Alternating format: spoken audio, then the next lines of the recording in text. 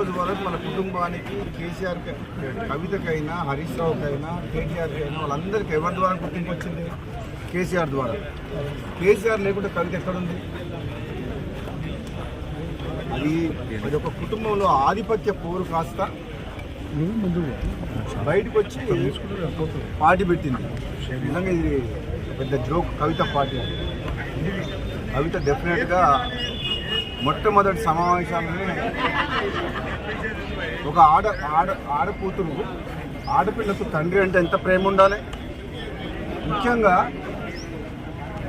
తండ్రికి కూతురు అంటే అంతే ప్రేమ ఉంటుంది, కూతుర్లకు కూడా తండ్రి అంటే అంతే ప్రేమ ఉంటుంది. ఆయన ఒక ఉద్యమకారుడు. కేసీఆర్ తెలంగాణ రాష్ట్ర ఏర్పాట్లు కృషి చేసిన వ్యక్తి.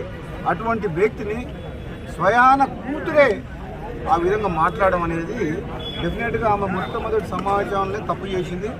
దాంతోనే తెలంగాణ ప్రజలందరూ కూడా ఆలోచించుకుంటారు ఏమని.